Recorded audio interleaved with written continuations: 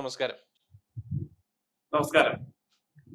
Modi government petrol, diesel export duty വർദ്ധിപ്പിച്ചിരിക്കുന്നു, വൻതോതിൽ വർദ്ധിപ്പിച്ചിരിക്കുന്നു. എങ്ങനെ നോക്കി കാണുന്നു അതിനെ?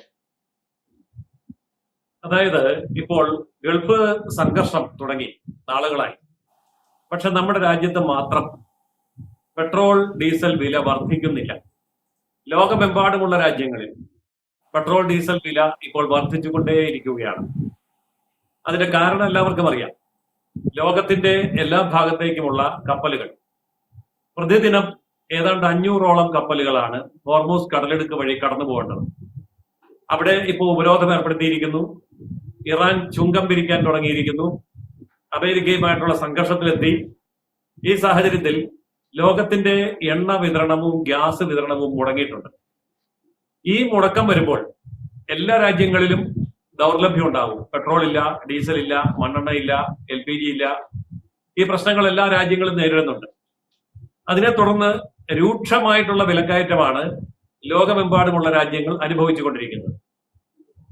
പക്ഷെ ഇതൊന്നും ഇന്ത്യയിലുള്ളവർ അറിയുന്നത് പോലുമില്ല.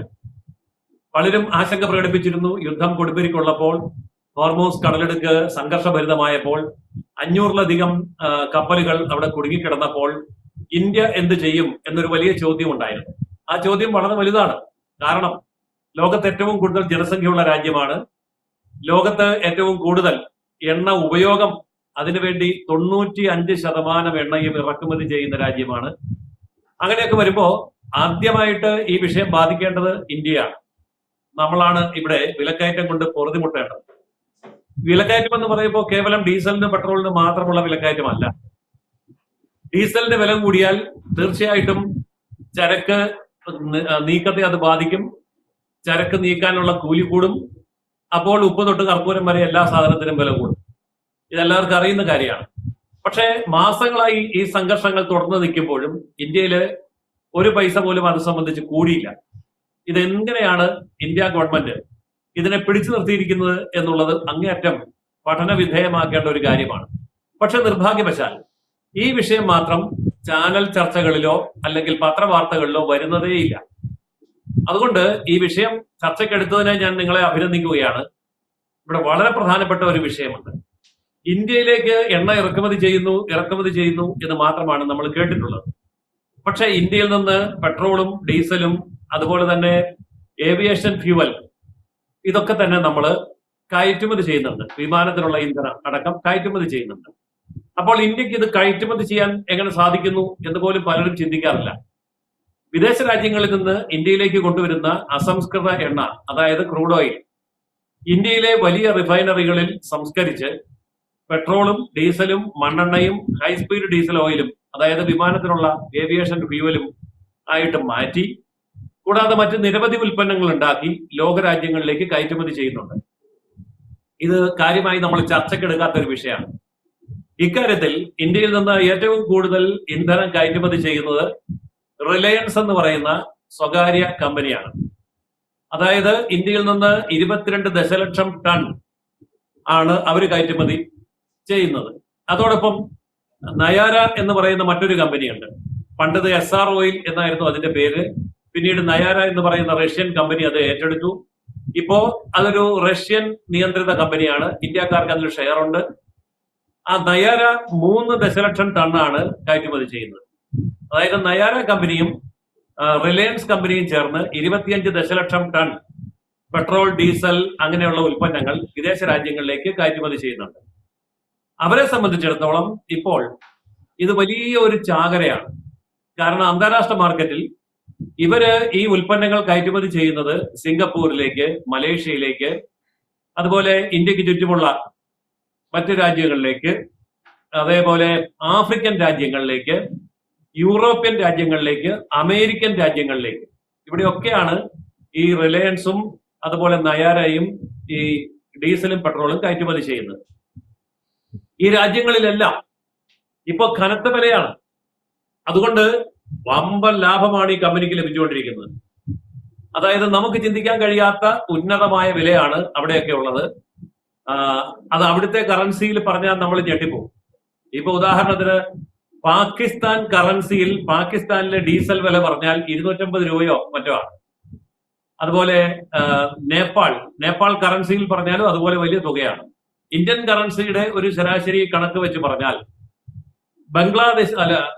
നേപ്പാളിൽ 1 ലിറ്റർ ഡീസലിനും പെട്രോളിനും ഇന്ത്യയെക്കാൾ 35 രൂപ കൂടുതൽ കൊടുക്കണം. പാകിസ്ഥാനിൽ അത് 25 രൂപ കൂടുതൽ കൊടുക്കണം. അത് ശ്രീലങ്കയിലാകുമ്പോൾ 15 രൂപ കൂടുതൽ കൊടുക്കണം. ഇങ്ങനെ ഓരോ രാജ്യത്തും 15 മുതൽ 35 വരെ ഇന്ത്യൻ രൂപ, ഇന്ത്യയുടെ സമീപ പ്രദേശത്തെ സാർക്ക് രാജ്യങ്ങളിൽ തന്നെ വില വർധനവ് അനുഭവപ്പെടുന്നുണ്ട്. പക്ഷെ ആഫ്രിക്കൻ രാജ്യങ്ങളിൽ ഇതല്ല അവസ്ഥ. ആഫ്രിക്കൻ രാജ്യങ്ങളിൽ 1 ലിറ്റർ ഡീസലിനും പെട്രോളിനും ഒക്കെ ഇപ്പോൾ ഇന്ത്യൻ രൂപയിൽ പറഞ്ഞാൽ 150 രൂപ മുതൽ 250 രൂപ വരെ വിലയുണ്ട്.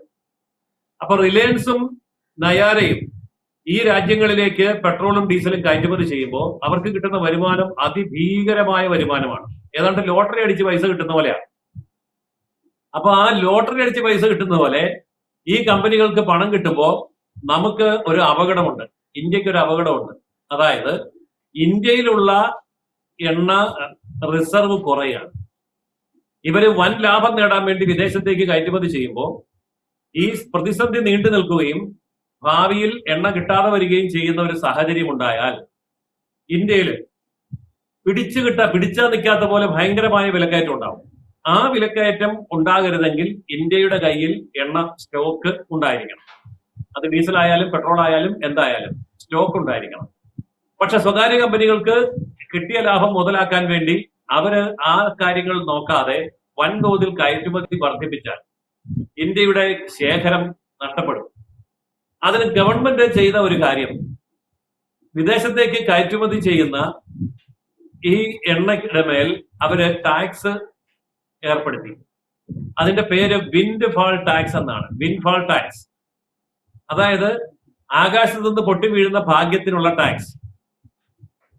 ഈ ടാക്സ് എന്ന് പറയുന്നത് നേരത്തെ 21 രൂപയായിരുന്നത് 55 രൂപയായിട്ട് വർദ്ധിപ്പിച്ചു. അപ്പോൾ അത് ഇരട്ടിയിലധികം ഭയങ്കരമായ വർധനമാണ്. ഇത് ഏവിയേഷൻ ഫ്യൂവലിന് 19 രൂപയായിരുന്നു 42 രൂപയായിട്ട് വർദ്ധിപ്പിച്ചു. അതുകൊണ്ട് വിമാന ഇന്ധനമാണെങ്കിലും പെട്രോൾ ഡീസൽ ഇന്ധനങ്ങളാണെങ്കിലും ഇപ്പോൾ റിലയൻസിനും അതേപോലെ നയാരയ്ക്കും വിദേശത്തേക്ക് കയറ്റുമതി ചെയ്യണമെങ്കിൽ വളരെ വലിയ ടാക്സ് കൊടുക്കേണ്ടി വരും. ഈ വലിയ ടാക്സ് ഇന്ത്യ ഗവൺമെന്റിൽ അടയ്ക്കുമ്പോൾ ഇന്ത്യ ഗവൺമെന്റിന് 2 ഗുണങ്ങളാണ് കിട്ടുന്നത്. ഇത് നമ്മൾ വളരെ വ്യക്തമായി മനസ്സിലാക്കേണ്ട ഒരു കാര്യമാണ്. ഇങ്ങനെയാണ് ഇന്ത്യയിൽ ഡീസൽ പെട്രോൾ വിലകൾ ഇന്ത്യ ഗവൺമെന്റ് പിടിച്ചു നിർത്തിയിരിക്കുന്നത്. ഇത് ജനങ്ങൾ ചർച്ച ചെയ്യാത്ത ഒരു വിഷയമാണ്, മാധ്യമങ്ങൾ ചർച്ചയ്ക്കെടുക്കാത്ത ഒരു വിഷയമാണ്. അതായത് നാടൻ ഭാഷയിൽ പറഞ്ഞാൽ ഉറങ്ങിക്കിടക്കുമ്പോൾ പുതപ്പിക്കുക എന്ന് പറയുന്ന ഒരു കാര്യമാണ് ഇന്ത്യ സർക്കാർ ചെയ്തിരിക്കുന്നത്. അതായത് ഇതിനൊക്കെ പലപ്പോഴും പലരും ചോദിക്കാറുണ്ട്, ഈ വിദേശത്ത് ക്രൂഡ് ഓയിലിന്റെ എണ്ണ വില കുറയുമ്പോൾ ഇവിടെ എന്താ കുറയ്ക്കാത്തത്? ശരിയാണ്, വിദേശത്ത് ക്രൂഡ് ഓയിൽ വില കുറയുമ്പോൾ ഇന്ത്യക്ക് ലാഭം ഉണ്ടാകുന്നുണ്ട്. അങ്ങനെ കിട്ടുന്ന ലാഭമാണ് ഈ അവസരത്തിൽ പ്രൈസ് മെക്കാനിസത്തിന് വേണ്ടി ഓയിൽ പൂളിലേക്ക് പമ്പ് ചെയ്തുകൊണ്ട് നമുക്ക് വിലക്കുറവ് അനുഭവപ്പെടാനുള്ള കാരണം.